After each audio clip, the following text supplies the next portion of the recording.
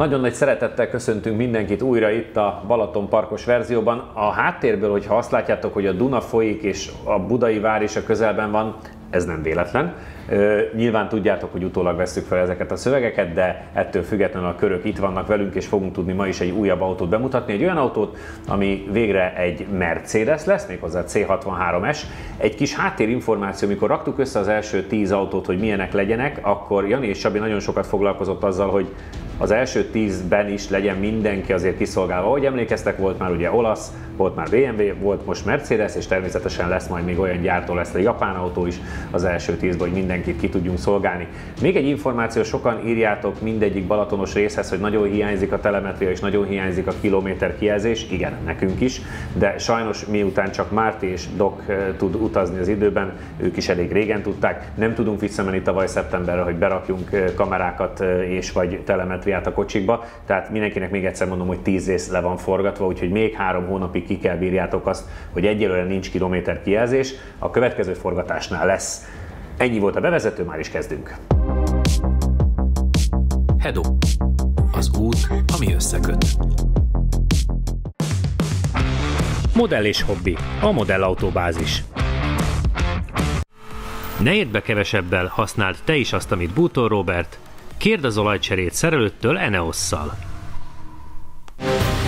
Csatornánk partnere az Unibet Magyarország.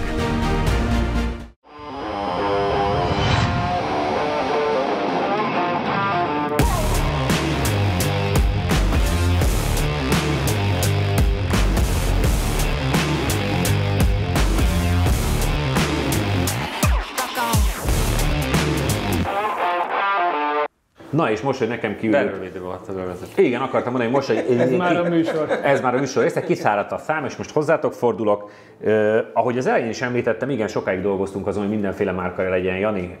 A C63S, amellett, hogy kabrió és gyönyörű szép, és egyébként a forgatott anyagok közül nekem ez az autó tetszett talán a legjobban ott, mint látvány, tehát ha haza kellett volna valamivel menni, lehet, hogy ezzel mentem volna. Te emlékszel mindegyik autóra? Úgy nagyjából, igen. Jó, oké, csak kérdeztem. Igen. A Giulián is gondolkoztam volna, de ez a Jó, Merci. nem veszünk össze. Ugye? Ennyi. Te BMW-t vittél volna, ennyi. Hát vagy a pirosat. Vagy jó, tényleg a pirosat. Tudod, Volt mondom, az a hogy piros. emlékszel? Jó, ez meggondolandó. Jó. Szóval, hogy ez a Merci milyen szintet képvisel, és mekkora várakozással néztünk elé? Hát igazából ugye ez egy ilyen, főleg mivel Cabrio azért nem a legsportosabb Merci, persze a C63S ugye az egy nagyon jó kivitel, ugye Csík Norbinak köszönhetően jöhetett el. Akartunk Mercit, és igazából ez volt, ami elérhető, tehát ugye azt is sokan nem tudják, hogy persze akarunk mi minden nem menni, de az adott forgatási napon, amilyen autó elérhető, tehát sok ötlet van mindig, hogy még mit szerezzünk, és azzal most azonnal menjünk, mert a barátom barátjának van, és ő biztos fel fogja ajánlani, de igazából most ezt a Mercit sikerült szerezni. Ugye 510 lovas, 4 liter biturbo, csak hátul hajt, azt szerintem tök jó. És igen, hát egy gyönyörű autó volt, aztán ugye az körideje szerintem nem lett annyira acélos, de ezt majd elmondod, mert én még most sem tudom. Csabi, mielőtt nekiugranánk a körök megnézésének, 510 lóerő, azért az elmúlt X adásban 510 lóerő volt már egy párszor. Ez valamiért így be van betonozva. Ez az 510 lóerő nyilván a hátsó kerékhajtás miatt inkább majd az Alfához tudjuk hasonlítani, vagy egyáltalán beszélgethetünk az elmúlt havi touringról is? Nem, szerintem az Alfa az ami reális, ugye akár ha generációkat nézzük, hogy korban mikor lett fejlesztve, meg hát ugye azért a hátsó kerékhajtás miatt is azért az M3 Touring, pont most egyébként azért vissza is néztem azt az adást, mert most ilyen időutazás van, és egyébként ahogy lement az adás, egyből utána egy ismerős, akinek van utcára M3 Touringja, és egy tuningolt verzió nyilván, hiszen széria, de és akkor már egyből, mikor próbálom ki az autóját, mert azért nagyon kíváncsi lenne, hogy mit megy, mert az még ez, még az, még amaz. Na mindegy, szóval, hogy szerintem én nem arra számítok, hogy ahhoz lehet hasonlítani, én inkább az Alfát nézném célnak. Akkor ráugrunk és megnézzük először János körét.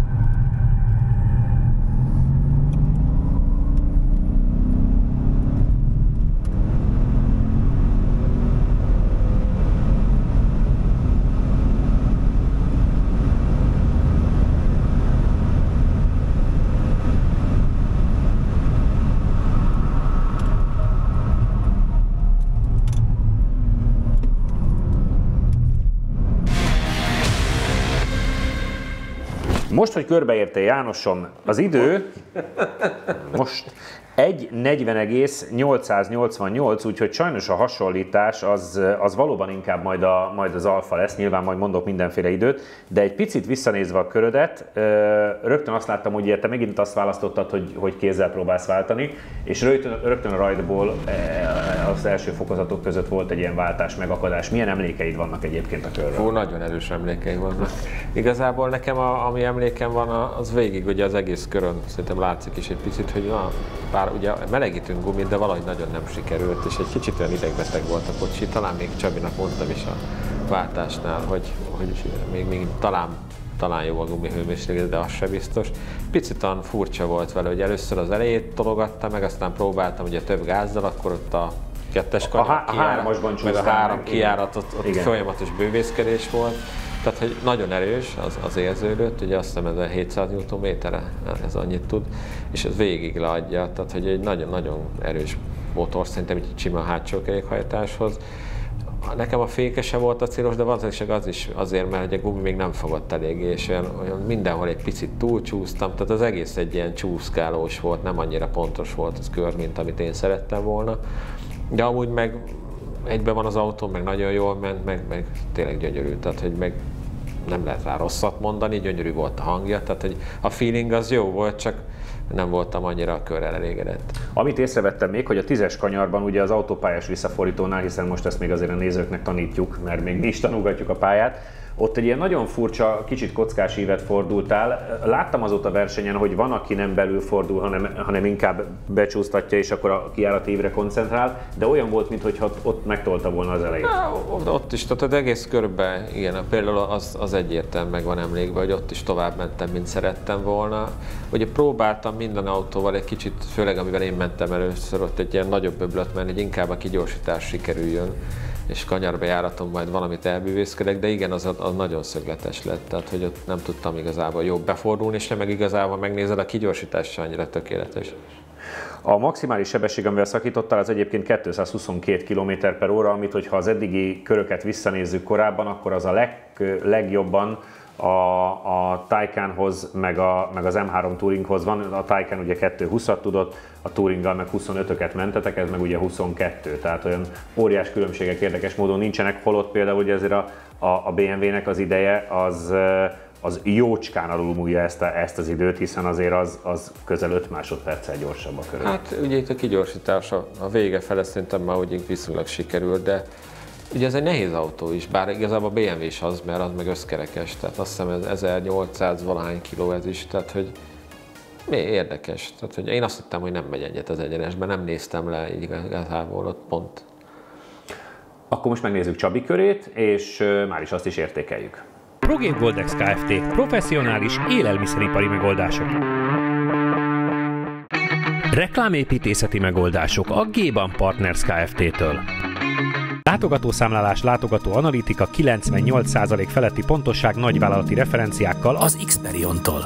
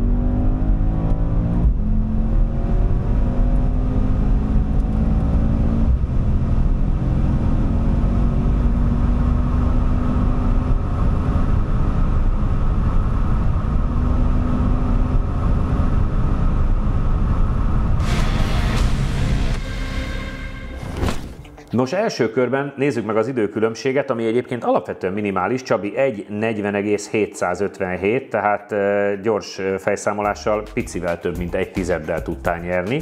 És egyébként a szektoridők alapján ez az 1/10, ez az első szektorban jön össze, mert az első szektorban több mint 3/10 vagy gyorsabb, és Jani a gyorsabb 2,5-lel a másodikban.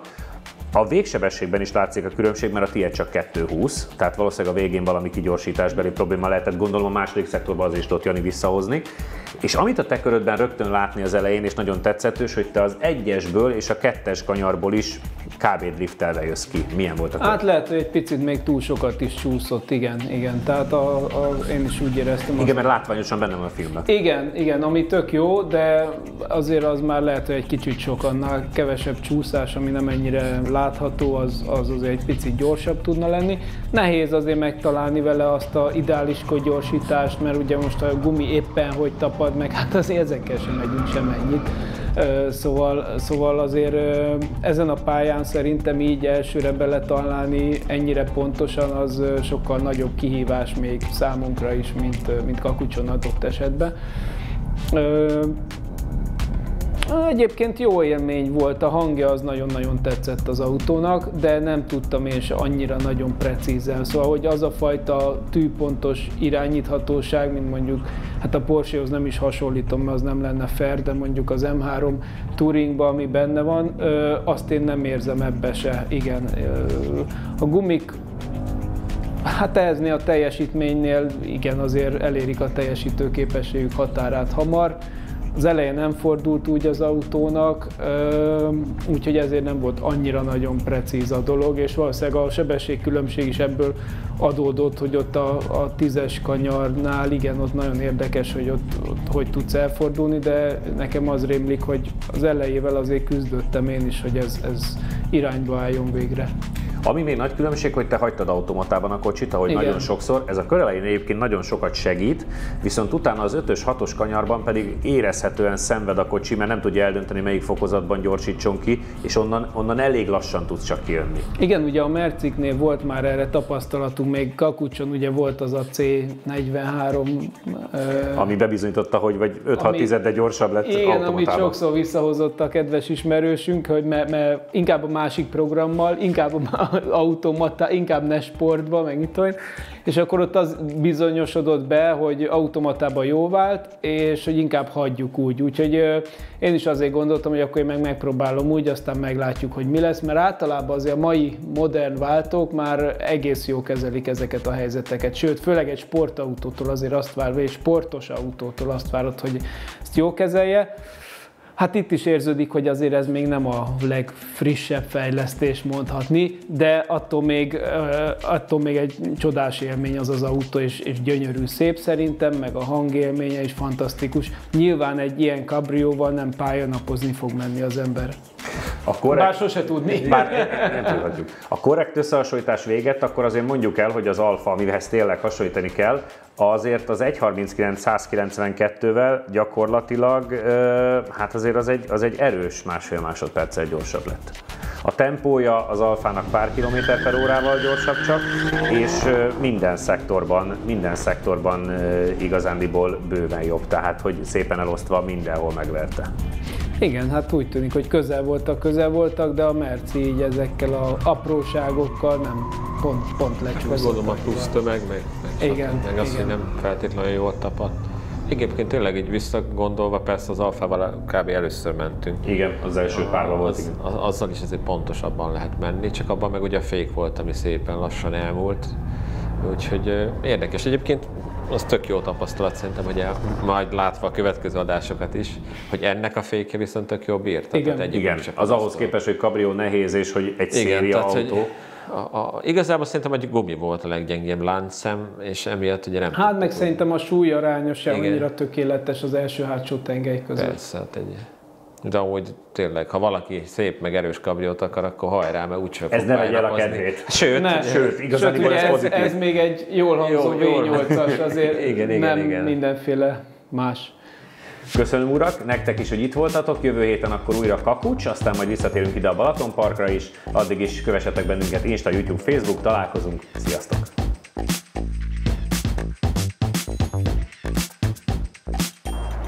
Üdv mindenkinek, sziasztok! Itt vagyunk, és vendégünk is van, hiszen ma elektromos autók lesznek, az egyiket András hozta, úgyhogy már is jövünk és kezdjük is a villanyautókat.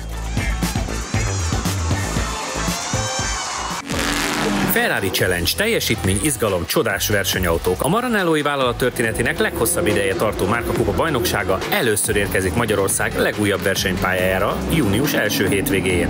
3 kategória izgalmas versenyeivel és szemedgyönyörködtető versenyautóival vár mindenkit a Balaton Park Circuit. A lehető legexkluzívabb élményhez a hétvégére VIP pedokjegyek is válthatók.